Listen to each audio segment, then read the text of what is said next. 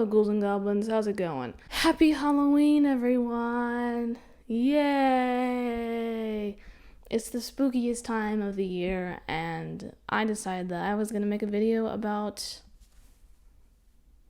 Five Nights at Freddy's. Now, this film was one of those films where it got, kind of put on the back burner, to put it nicely. This film essentially just sort of crumbled, if you will.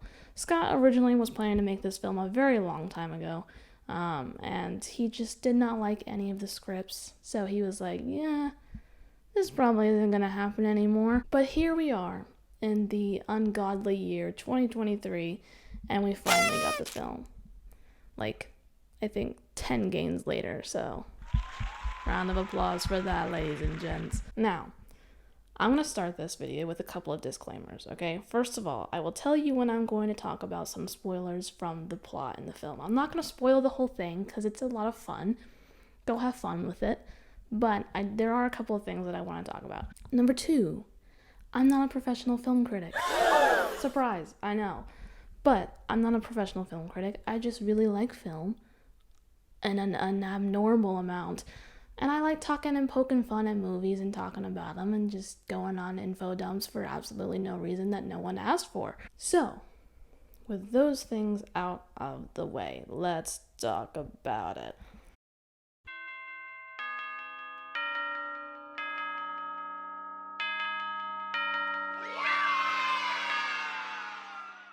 There were 2 things that I really, really liked about this film. 3 things. 2 of them are sort of in the same category, so we'll talk about those first.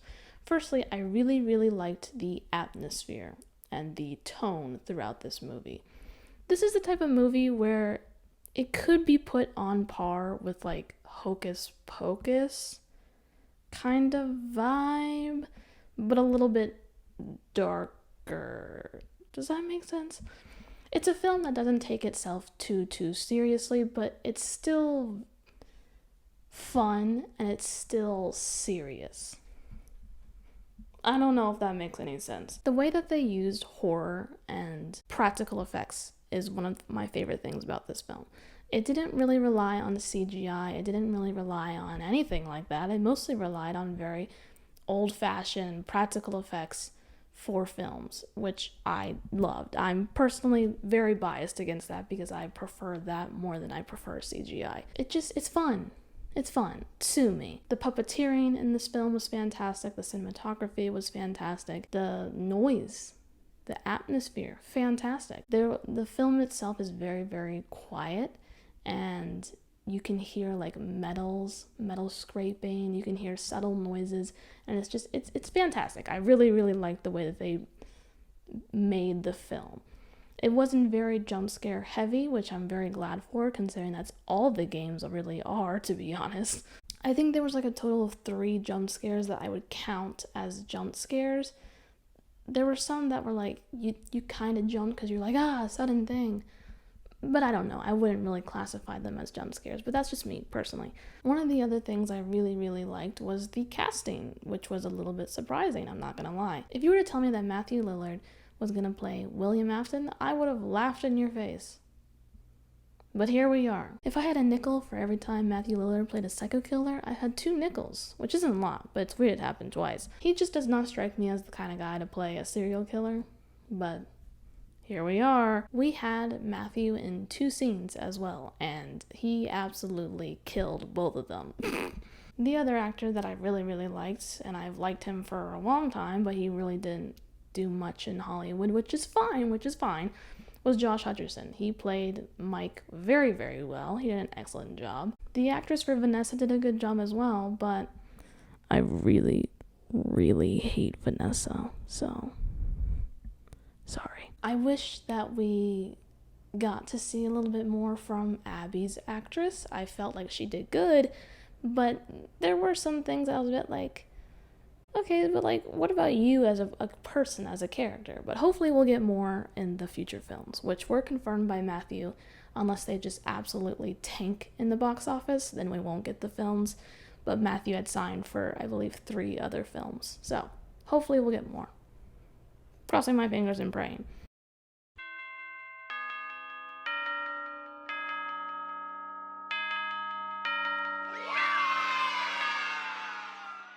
Now, with that being said, there were some things that I was a little bit and things that I didn't particularly like. So, I can't say I particularly liked the fact that Mike isn't Michael Afton. One of my favorite things about Michael Afton was the fact that he was an Afton. The fact that one of his driving goals was because his siblings both had passed away, both due to his father's creations, whether it was intentional or not. Not only that, but he knew that his dad had killed a bunch of kids, and he was pissed off, and rightfully so. So he tries to help these kids and their souls go to rest, but he also tries to get revenge on his dad. So much so that he burns him alive. So it's just how it goes, I guess. But yeah, there's family drama, and I live for family drama, so look, I'm a sucker for it. Going along with the Afton family drama, I wasn't expecting Vanessa to be an Afton. Not gonna lie. Now, I will say I was a bit shocked by the reveal of Vanessa being Afton's kid. But I think for Vanessa's story specifically, it makes sense. I think it would make more sense for her to have been groomed as a child to then help her father during his killings than it does as an adult. But also mind control. Speaking of really weird and very on-brand Scott excuses and reasonings for things, one of the things that I was a bit, I'm not sure if I like this or not, was the whole pictures thing. It was established early on in the film that pictures are the way that children communicate through the world. You know, pictures hold tremendous power for children. Before we learn to speak, images are the most important tool we have for understanding the world around us. What's real, what matters to us most, these are things children learn to communicate almost exclusively through pictures. It's established very early on that pictures are the way that children view the world and communicate. And that was because Abby was only drawing pictures and not really talking to her brother or her teachers or really anyone because she had her imaginary friends. So she was just talking to them mostly. And it was later on in the film that the whole manipulation that William had done to these kids to make them killer robots for him, even though he was the one that killed them, was because there was a drawing of the kids with him all holding hands and singing Kumbaya. Now, listen, I'm not going to sit here and say that William is not a master manipulator, because he is. He's really good at manipulating people, clearly. But it's a very on-brand Scott excuse to sort of have that reaching of like, yeah, this is why. You know what I mean? But I guess it could have been worse. It could have been remnants, which is metal that traps souls, or it could have been, placing your soul and or brain into an AI and then controlling people through that AI. Or, hallucinative gas that makes people see things that don't exist or something. It could have been much worse, is what I'm saying. There could have been many other reasons that Scott could have chosen and could have gone with, and thank God he didn't. Now let's talk about some of the Easter eggs that I saw in my first watch of the film. I haven't watched it again. I went and saw it on the premiere night. Yeah, buddy. With me and my good friend Taryn. We both really like FNAF. We even dressed up. It was a cute little time. That was the first time I had watched it, and these are the Easter eggs that I saw when I initially first watched it. So, first of all, why is Sparky the dog here? What is he doing here? Why is he here? What? Initially, I thought that Sparky the dog was like a Springtrap variation, like it was a Spring Bonnie, like older version of the suit. Because I just glanced at him. I didn't really look at him long. But no, the second time he was on camera, I saw that there was indeed a bone-shaped collar on him. For sure, Sparky. There's no way that was Bonnie. Why is he here? What's going on? One of the animatronics that was shown like to use to show what the spring lock mechanics do and how just brutal they are. That animatronic in question looked a lot like Circus Baby. Now, Taryn thought that it could have been the puppet, and I agree, but I also don't agree. And that's mostly because it's missing a lot of the very puppet-esque aspects, such as the purple tears. It didn't have that, so I didn't really think it was the puppet. I hope we see the puppet, though. I do. I really like the puppet, so I really hope that we see the puppet eventually one day. But that looked more like Circus Baby than anything else, so just a really worn and torn down one. Man, that sucks. Being stuck to just bare bones. All you got is your little silly goofy porcelain face left, and you got your bare bones looking Pennywise looking. One of the other Easter eggs was everyone's favorite hated character, Balloon Boy. Now listen, I thought the bit with Balloon Boy, it happened 3 times, was absolutely hilarious. And listen, you better believe me when I tell you that if I were to see Balloon Boy, I would punt that guy into the sun. I would punt him and you would never see him again. He'd be decimated, obliterated, gone forever. He looked so stupid with his stupid little face and his stupid little teeth. God, I hate him. And then lo and behold, we have the man who lied through his teeth to thousands of people, Matt Pat. Hey, welcome to Sparky's. Could I set you folks up with some appetizers? We are not eating. Well, that's no fun. You do realize that lunch is the most important meal of the day. Thought it was breakfast. Some people say that, but you know, it's just a theory. He made a cameo. He was in the diner. He even said the whole line. But that's just a theory. Thanks for the trust issues, Matt. Thanks for that. And then, of course, there was the ball pit, the time-traveling ball pit. So, that's fun. And now we're just going to talk about some different comments and, like, things that I thought were cool or funny or festive or, ooh, you know what I mean, throughout the movie. Again, I don't want to spoil too much because I want you to be able to experience it and have a grand old time, okay? It's a grand old fun movie. It's a good time. Okay, listen to me, okay? When I went in to see this movie, I knew that it was probably going to be a little scary. But they did not have to go that hard with the very first scene. It was the first scene. They really just, they had to do that, didn't they? They had to do that. Starting off with like the Scooper-esque scene. I'm calling it the Scooper-esque scene because it's a very similar machine to the Scooper. It does the same thing pretty much. It's just, you know, in your face, sawing off your face. But starting off with that scene was absolutely vile. Considering how long it took as well and how long they stretched out the scene to make you think, oh my god, are we about to see this man's face get sawed off, was brutal. It was vile. It was absolutely vile. Why would you do that to me? That's horrific. But again, practical effects. I really liked the usage of practical effects. Speaking of being brutal and vile, hey man, listen, I know that these people broke in to trash the place and also make Mike look bad, but you didn't have to chomp that girl clean in half. I thought it was just gonna be the bite of 87. I was ready to do that bit in the theater as well. I was gonna whisper. I was gonna be like, "Was that the bite of 87?" But no, you chomped her clean in half. What?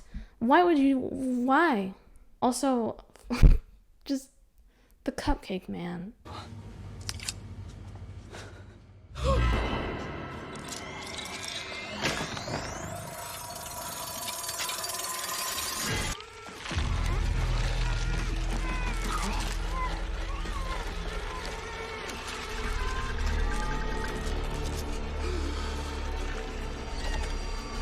What? That thing was, listen. I don't want to sit here and say that I'm scared of the cupcake. But that guy haunts my dreams a little bit. Because who did you give it catnip? Why was it so aggressive? God, That cupcake needs to be put down ASAP. It's feral. It needs to be put down. That is not okay. William Afton really thinks that he's the big bad guy in this film? No, absolutely wrong. That cupcake is vile. Absolutely vile. Also, I don't mean to be that guy, but Mike is literally just Will Graham in a different font. I will not explain further.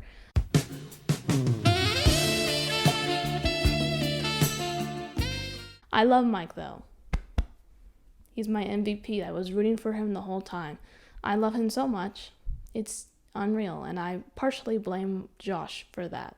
So, thanks for that, Josh. Him hopping on his bed was genuinely one of the funniest things in that film. I'm sorry. He's a short king, and I love him for it, but it was funny. It was a little bit funny. It was also just funny that Abby waltzed in, and she was like, "What are you doing?" And he's like, "Go to your room, Abby.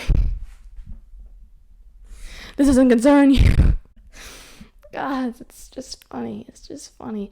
When we first got introduced to Vanessa, I'm not even gonna lie, I kind of wanted to punch her in the face.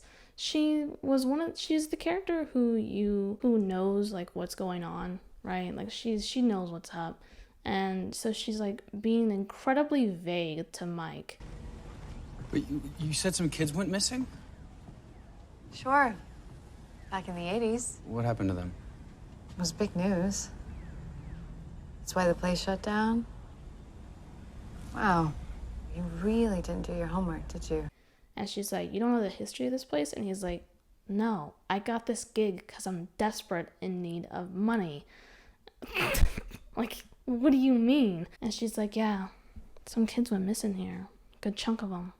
No one knows what happened to them. But I do. But I won't tell you that. So, sorry, bud." She was just incredibly vague and incredibly annoying to me. But listen. I also just don't like Vanny from the game, so that's partially on me. She did a great job, acting-wise. Just don't like her character that much. And I don't trust her.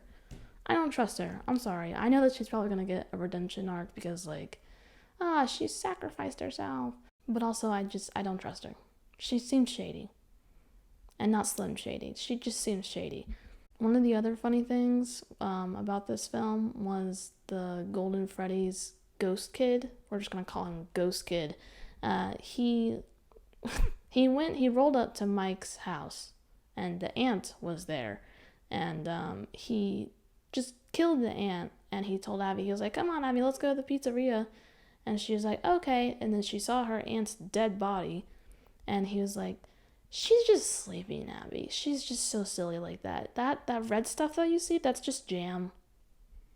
She was making herself a nice little jam sandwich and spilt it all over the floor.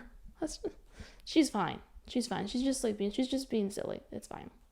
One of my other favorite things towards the end of this film was William being surrounded by the dead children he had murdered and then turned into special little attack dogs for unbeknown reasons.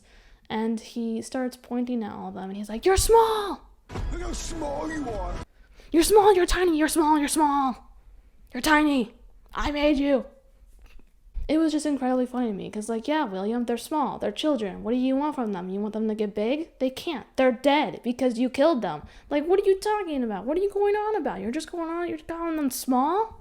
Is that the best you can do? Yeah, you killed children. What do you want me to say? What do you want them to say? "Oh, hey, sorry, man, maybe you should kill adults." Like, what are you going on about? And lastly, one of my other favorite things was the scene after the spring lock had happened, and Ghost Child, Golden Freddy, he was standing at the doorway of where Afton was sitting and slowly dying, and he was just staring at him. And I liked that a lot. That was really good. That was really good. Listen, overall, am I 110% biased? Absolutely. Did I have fun? Yes. Did I go in with zero expectations?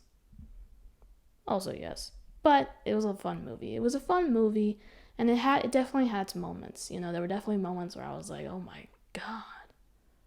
This is intense. But it's a silly movie. It's a silly movie. It's silly. It's goofy. It's fun. It's grand. I liked it. Personally, I liked it. I know there was a lot of critiques about the lack of gore, about the lack of staying true to the game lore, but let's be honest with ourselves. Do we really know the game lore? Do we really? Really? Like, it's a mosh posh. It's a mosh posh. Let's be so for real with ourselves. Scott didn't even know the game lore. The creator of the games didn't even know the game lore. He was making it up as he goes. And he's like, yep, this is what happened there. Yep, this is an excuse for that. Yep, this is a filler for that plot hole. Yep, this is that. It's patchwork. And it's fun. That's why we like it. You know what I mean? So, listen. If you go into this film expecting it to be 100% accurate to the lore, you're going to be disappointed. If you go into it expecting it to be super gory, you're going to be disappointed. But I think for the lack of gore, the usage of practical effects, puppetry, and the cinematography, and also the audio makes up for it by 100%. But again, I also don't really like heavy gore. There's a time and a place.